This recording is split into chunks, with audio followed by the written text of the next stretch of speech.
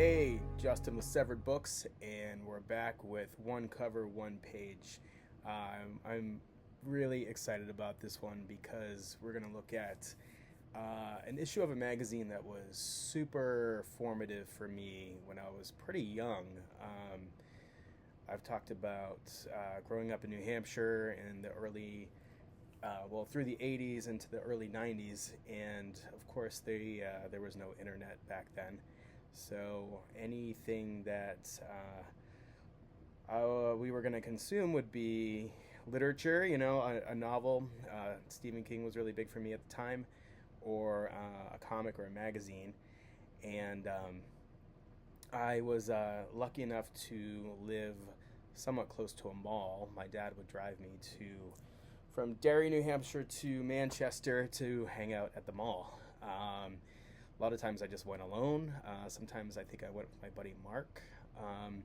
But I do remember this one time I went to Walden Books and I was looking at all the music magazines and stuff, and I saw this thing called Heavy Metal Magazine, Heavy Metal Illustrated Fantasy Magazine, and I picked it up and my fucking brain exploded. Um, to say the least. It was the first time I was introduced to like Mobius and Richard Corbin, um, a lot of the like French comic artists, and I was only 13, so I somehow bought an issue, the September 1992 issue, so I was 13, and I put it under my jean jacket and got in the car with my dad. He picked me up and snuck it into the house and poured over that thing like it was a relic from another planet. I copied drawings from it. It was just something that I really cherished. It felt like dangerous and weird. I hid it under my bureau. And like I don't know if this sort of exists today because the internet is so accessible, like content is so accessible, but I was always craving like adult content or serious content at that age, just because I wanted to be treated older than I was and I wanted to be taken seriously. And Heavy Metal Magazine was an outlet for that. Let's pour into it. Let's open this thing up. One cover, one page.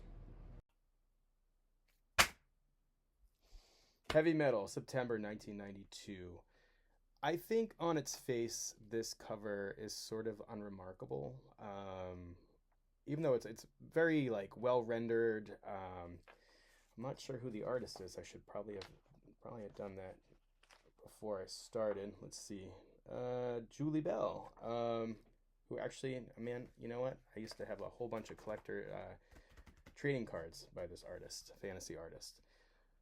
Awesome, awesome work. Not really my cup of tea, but I think imagine being 13 years old in the 90s, 1992, walking through Walden Books, looking at the silly sports magazines, the kind of cheesy rock and roll magazines, and then stumbling upon something like this for the first time, very first time. And like the clerk somehow didn't care that I picked it off the shelf and started leafing through it. I don't know if they had like no idea what the heck it was. They sold it to me. Probably should have gone to jail. But I'm better for it, I'll tell you that. Um, but yeah, Heavy Metal Magazine. And, I went back every month and bought every issue that I could. But this damn issue with The Waters of Dead Moon really, really kind of flipped the script for me. Because, like, at the time, I was reading, just like comics here and there, some like weird Marvel stuff. Image was popping or about to pop, but this issue in particular, this is a banger, man. Like if you can pick this up, anywhere for $10 or less, scoop it up right away. Um, but yeah, all right. Let's deconstruct the cover. Again, I don't think it's really that remarkable. I've always loved the weird heavy metal logo. It's kind of just like falling on itself. It's kind of strange. I like how non-metal it is. It's not crusty. It's not distressed. It's just like almost like an impact typeface that's just leaning. Kind of an odd choice, but iconic nonetheless. And then we have this sultry lady in high heels. I am not a high heels guy, but she's rocking it. And she's got this sick freaking beast, cyborg. I don't know, is it like a jackal or a coyote? It's pretty badass. But I think like in context, you really have to put this in context in the early '90s, like walking into the mall, where there's like hypercolor crap everywhere. Late '80s, early '90s, and something like this is on the shelf, and it is like a must grab for any weirdo, any comic person. Um, but super formative for me. All right, let's find a page. Most of the pages in here that I love, I really cannot show you. The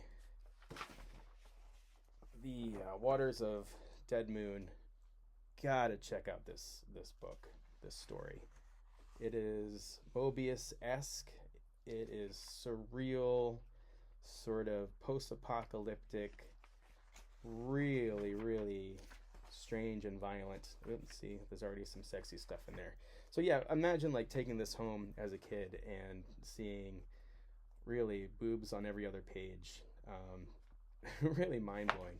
But what I'll show you is this really short story called The Evidence. And I don't know if this is airbrushed or what, but man, really, really cool. And the one page I'm going to show you really brings me back to like being a really preteen, young teen, teenager. Is this one page where the hero is fighting this dragon serpent thing and launches an arrow into its mouth.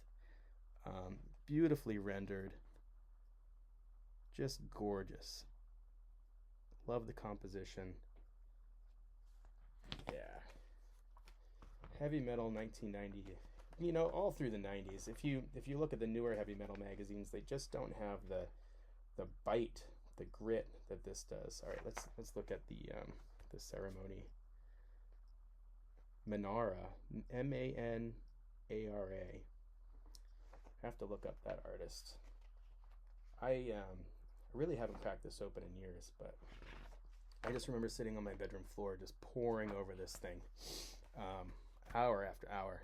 I got more heavy metals to go over. I don't know if I'm going to go over too many. There's a Simon Bisley cover that's really, really cool, that I might crank out later. But yeah, one cover, one page. That's all we have time for. And I'm still flipping through this thing in shock that anyone would sell a 13-year-old something like this. And I did not look old. When I was 13, I looked like a baby until I started drinking. So holy cow, this issue. So one cover, one page. If you like this stuff, please subscribe and hit like and all that jazz. I hope to keep doing it. Next episode is going to be an RPG. And yeah, if you have any suggestions for covers or anything like that, comment below. And love y'all. Stay creative.